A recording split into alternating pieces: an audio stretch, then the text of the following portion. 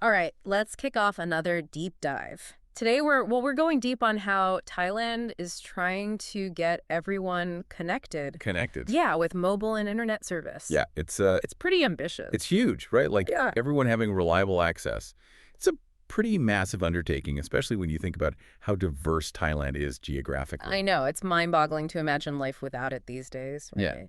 But yeah, it's this whole concept of universal service, ensuring everyone has that access. And it's something governments are really grappling with, not just in Thailand, but around the world. Absolutely. So to get into the nitty-gritty, we're diving into the work of Peter Cramton, a real heavyweight in the field. Oh yeah. He knows his stuff. He knows his stuff, yeah. He's proposed a pretty radical solution for Thailand's mobile market, and we've got this letter he wrote to a journalist laying it all out. And it's interesting, because he's not really a fan of those traditional ways of achieving universal service, like forcing companies to just build out everywhere or relying on subsidies. So he's not into just like throwing money at the problem or twisting arms to get those remote areas covered. No, not really. I bet that ruffles some feathers. It definitely does. What's his reasoning there?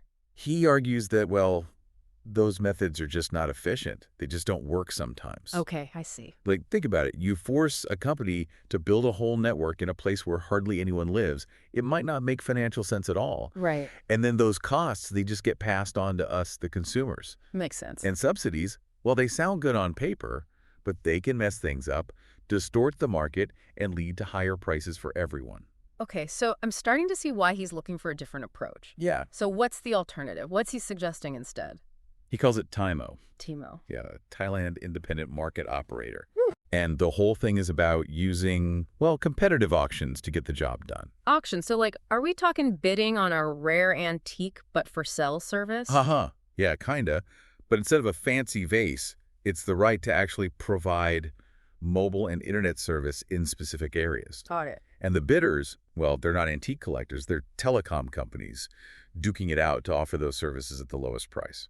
Okay, now that's a clever twist. Yeah, I can see how that competition could really drive costs down and make things more efficient. exactly. But how would Timo actually work, in the real world? Well, Cramton breaks it down into 3 clear steps. 3 steps. All right. The first one is all about defining what universal service actually means, specifically for Thailand. So setting the bar for the level of service everyone should be able to get right. Makes sense. Yep. Does he give any specific examples of what that might look like? He does. For mobile, he suggests a $50 a month plan with at least 10 Mbps speeds and a decent data allowance, like 15 gigabytes. And for fixed broadband, he's thinking a similar $50 plan, but with a much faster speed, 100 Mbps, and a 500 gigabyte data cap. Wow, those are pretty sweet deals, especially for that price. Right. But I imagine the final details would be up to the Thai regulator, right? Oh, absolutely. Yeah, Crampton's just offering a framework. Right. The specifics would need to be hammered out by the Thai authorities. Gotcha.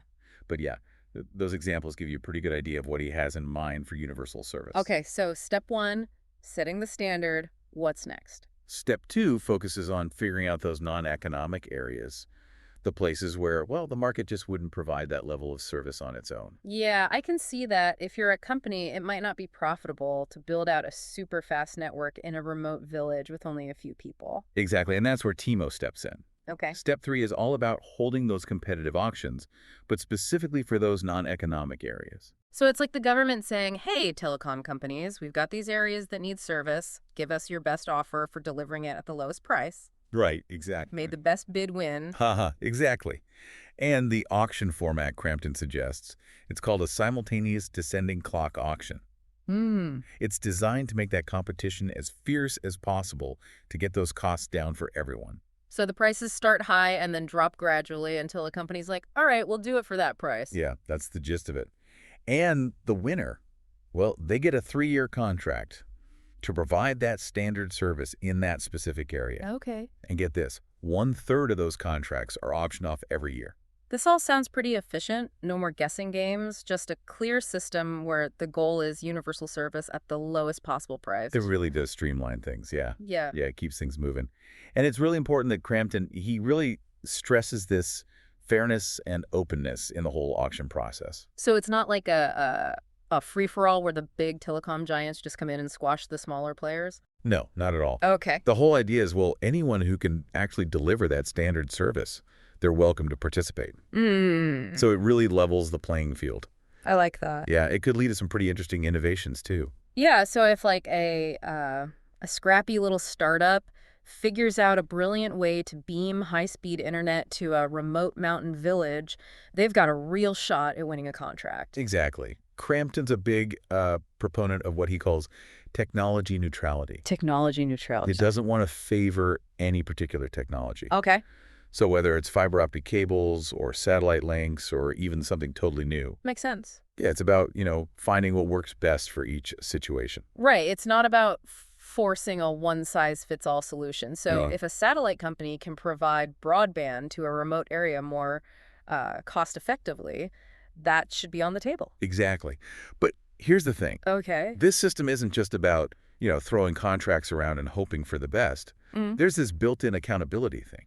Oh, so there are consequences if a company doesn't live up to its promises. Yeah, they can't just coast along and collect checks. Got it. If a provider fails to meet their obligations, well, they face penalties, and they can even get banned from future auctions. That's interesting. It's about, making sure this system actually works for the people it's supposed to help. I'm starting to see why Crampton's so passionate about this. It's a system that, well, it encourages competition, it rewards innovation, and it holds providers accountable. But does he address any potential downsides or challenges in his letter? I mean, it can't be all sunshine and rainbows, right? He does acknowledge, any big policy shift is going to face pushback, Right. especially from those who, well, they benefit from the current system. Yeah.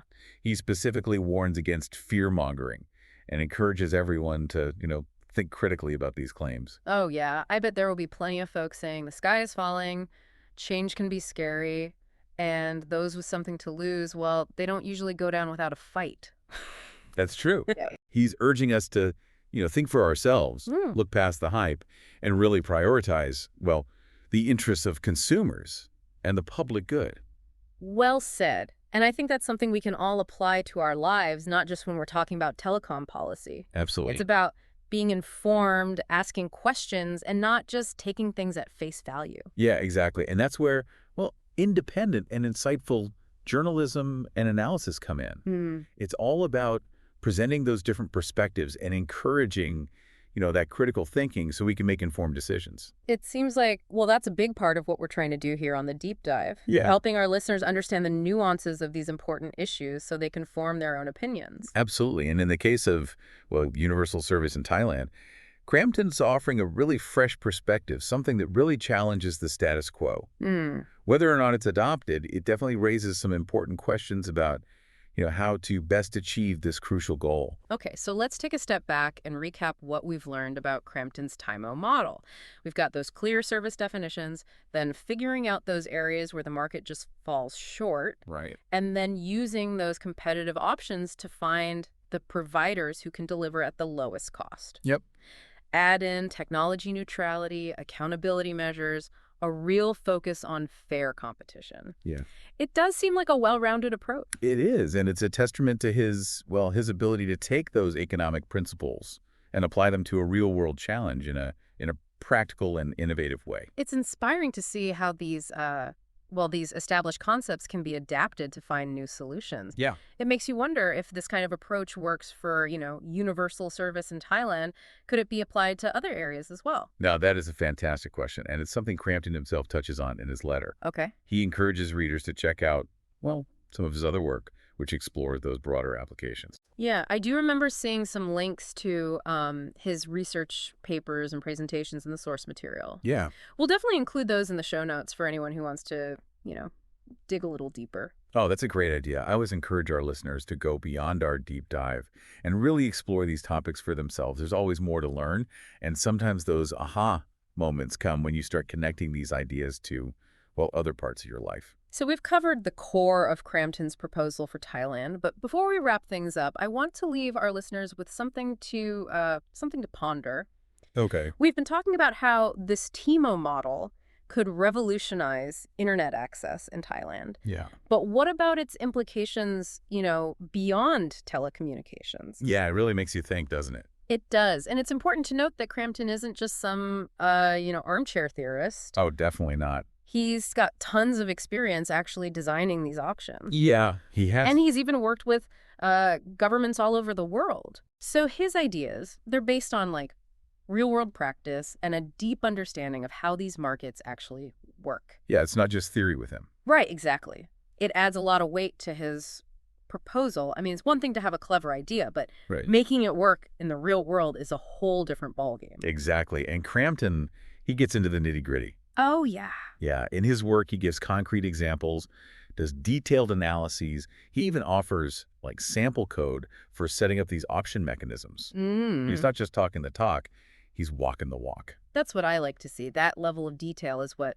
separates the dreamers from the doers. Yeah, It's inspiring to see someone with so much knowledge who's also like really committed to making their ideas actually happen. I agree. It shows that even these really tough problems, we can tackle them with some clear thinking, innovative solutions, and a willingness to, well, challenge the way things have always been done. Well said. I think we've given our listeners a lot to chew on today. We've explored this whole concept of universal service, dived into Crampton's TMO model, Yeah. and even thought about how those principles could apply to other sectors and those big global challenges. Yeah, it's been quite a journey. It has. I hope our listeners, they have a better understanding of, well, the complexities and the possibilities surrounding universal service. Me too. Yeah. And remember, folks, this is just the start of the conversation. We encourage you to check out the links to Crampton's work in the show notes. Yeah, definitely. Do your own research and keep those brain gears turning. Absolutely. The best deep dives are the ones that make you want to learn more. Right, exactly. Yeah.